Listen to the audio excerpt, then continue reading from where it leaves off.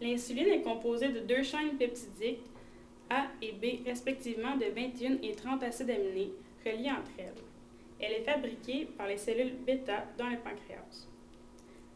Tandis que le glucagon est relativement simple puisqu'il agit d'un peptide assez court composé de seulement 29 acides aminés.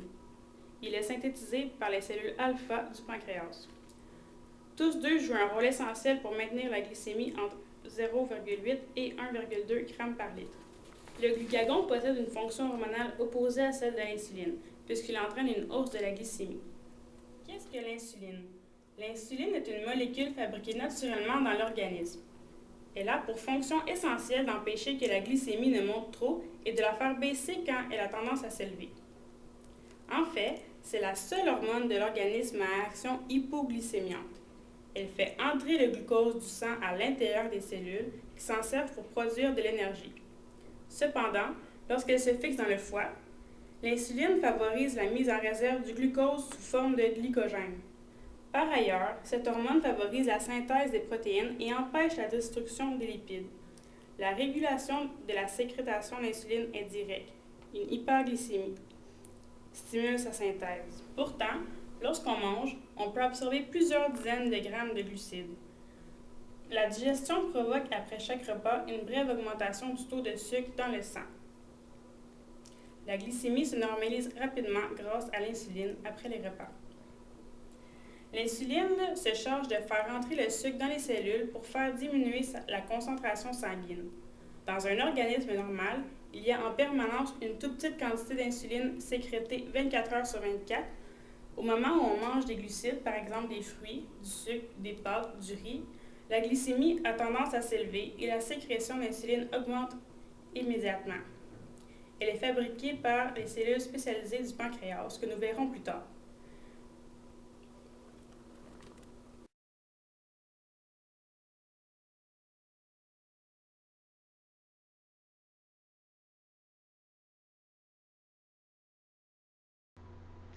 La glande sécrétrice est le pancréas.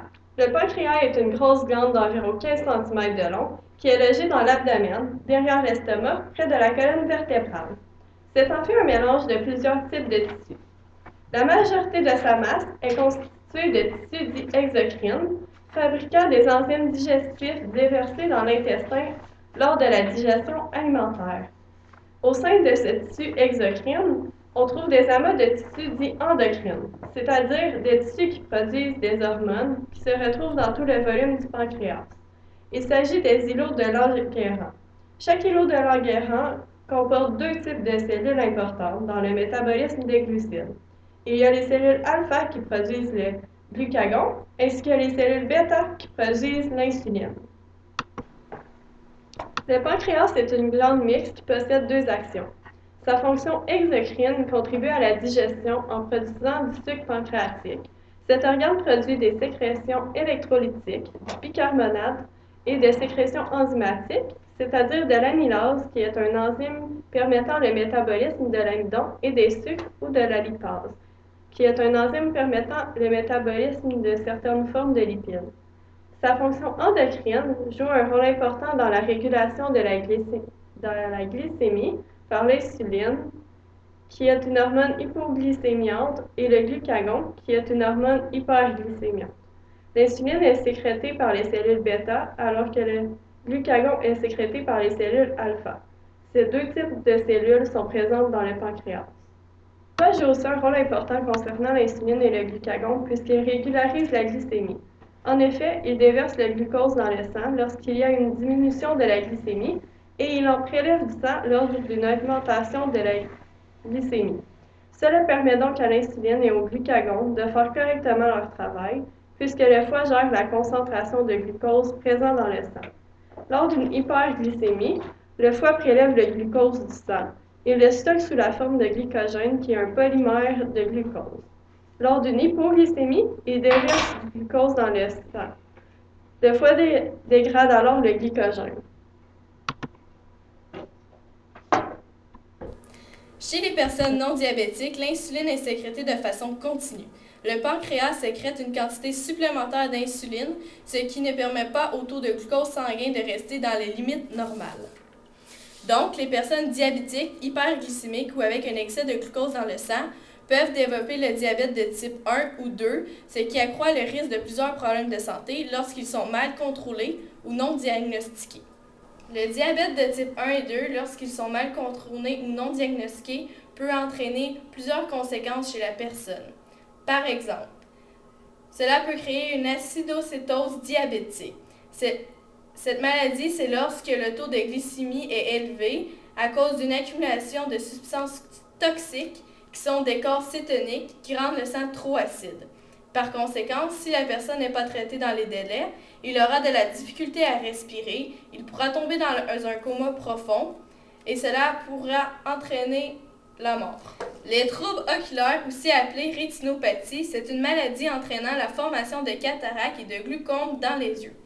Par conséquent, cela pourrait entraîner une détérioration progressive de la vision ou la perte de la vue. Ici, nous pouvons voir deux yeux. Celui-là, il est normal et celui-là, il commence à avoir des petites formations de taches dans les rétines. Ça fait en sorte que la personne, quand elle regarde en quelque part, elle voit des taches noires de plus en plus à sa vision ou des taches blanches. La neuropathie dans le système neurologique est créée grâce à une mauvaise circulation sanguine à cause d'un apport en oxygène insuffisant pour les nerfs et à cause du taux élevé de glucose qui altère la structure des nerfs. Les symptômes de cette maladie sont des picotements, des pertes de sensibilité et de douleur qui se manifestent d'abord au bout des orteils et au bout des doigts. Par conséquent, cette maladie touche les nerfs qui contrôlent la digestion, la pression sanguine, le rythme cardiaque, les organes sexuels et les personnes diabétiques sont sensibles aux infections.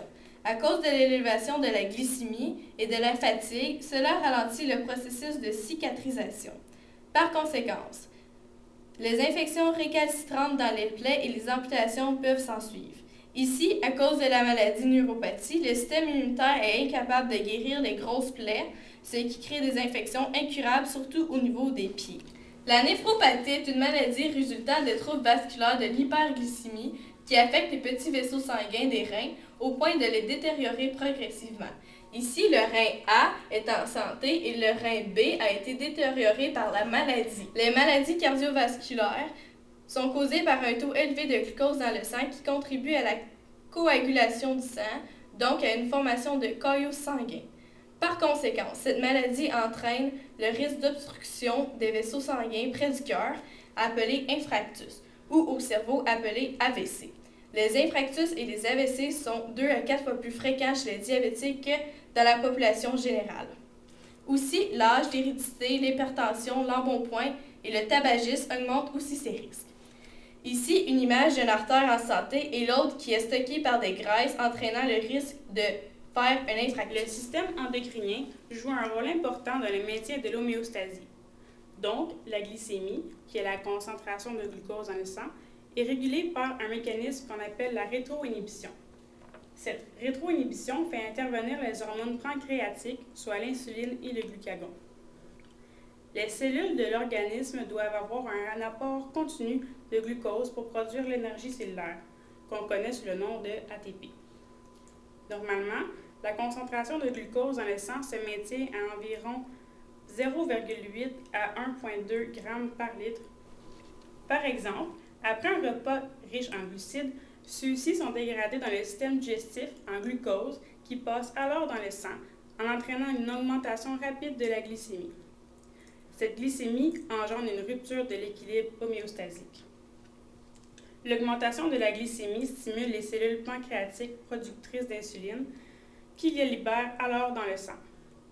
L'insuline accélère l'absorption du glucose par la plupart des cellules et favorise son stockage sous forme de glycogène dans le foie et les muscles. La glycémie revient ainsi à la valeur de référence normale, ce qui diminue la stimulation de sécrétion d'insuline par le pancréas. Ensuite, le glucagon, l'autre hormone pancréatique, a un effet inverse. Il est libéré quand la glycémie tombe au-dessous de la valeur de référence. Lors d'une absence courte en aliments, la glycémie est basse, ce qui stimule la sécrétion de glucagon dans le sang. Le glucagon agit alors sur le foie en lui faisant libérer dans le sang une partie des réserves de glucose qu'il contient. La glycémie remonte donc jusqu'à l'équilibre homéostasique. Il y a un déséquilibre homéostasique lorsque la glycémie baisse. Le pancréas va activer les cellules pancréatiques sécrétant le glucagon dans le sang. Le foie va dégrader le glycogène et libérer le glucose dans le sang. Ainsi, il va y avoir une augmentation de la concentration de glucose sanguin jusqu'à sa valeur de référence. Ainsi, une diminution du stimulus qui libère le glucagon va être présente. Il y a aussi un déséquilibre homéostasique lorsque la glycémie est élevée. Le pancréas va activer les cellules pancréatiques qui libèrent l'insuline dans le sang. Ainsi, le foie va capter le glucose et le stocker sous forme de glucogène. Il va y avoir une augmentation de l'absorption du glucose sanguin par les cellules et une diminution de la glycémie jusqu'à sa valeur de référence et une diminution du stimulus qui libère l'insuline. Les bodybuilders qui s'injectent de l'insuline et consomment une grande quantité de produits sucrés dans le but que tout le sucre absorbé passe directement dans les cellules musculaires pour que leurs muscles paraissent plus volumineux. Donc, ici, l'insuline n'est pas dans le but de jouer son rôle habituel, mais bien pour l'apparence physique telle qu'un anabolisant, plus connu sous le nom de stéroïde. Alors, cette pratique n'est pas sans danger pour l'organisme. Le glucagon fait l'effet contraire de l'insuline, donc il enlève le taux de glucose dans le sang. Par contre, seul un taux d'insuline trop élevé entraîne la formation de graves maladies telles que le diabète de type 1 et le diabète de type 2.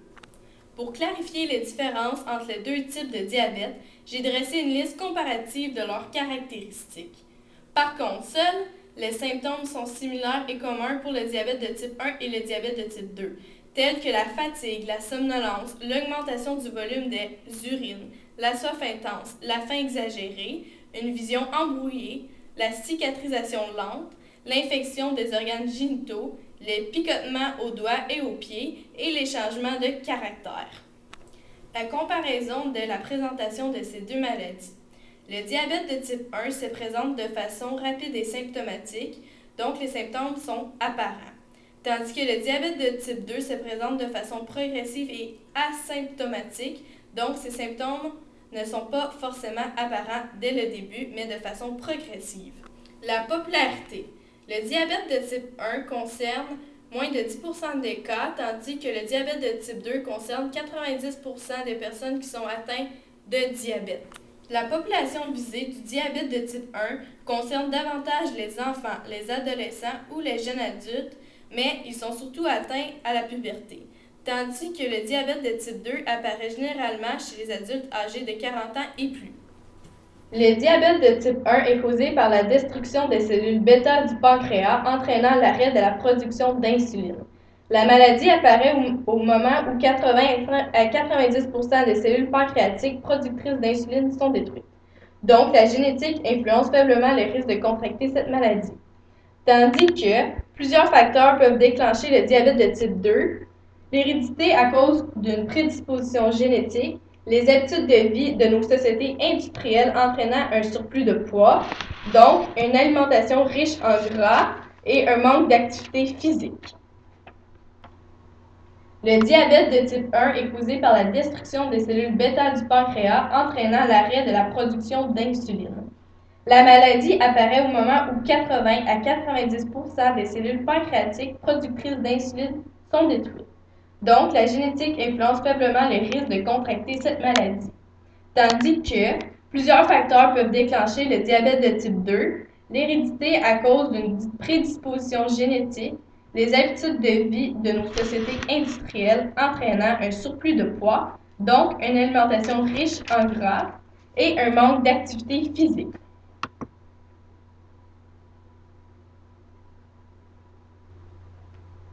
Les conséquences. Le diabète de type 1 entraîne chez les personnes un amaigrissement malgré une prise de nourriture abondante. Tandis que dans le diabète de type 2, il y a 80% des personnes qui présentent un surplus de poids, donc il faut tenir compte de notre alimentation, faire des exercices quotidiennement et gérer son stress. Il faut-il de l'insuline pour le diabète de type 1 et pour le diabète de type 2? Dans le diabète de type 1, il est obligatoire de s'injecter de l'insuline pour assurer sa survie. Dans le diabète de type 2, il faut contrôler son taux de glycémie. avec une alimentation équilibrée, une augmentation de l'activité physique et une bonne gestion de stress. Si cela est peu suffisant, l'injection d'insuline sera alors nécessaire.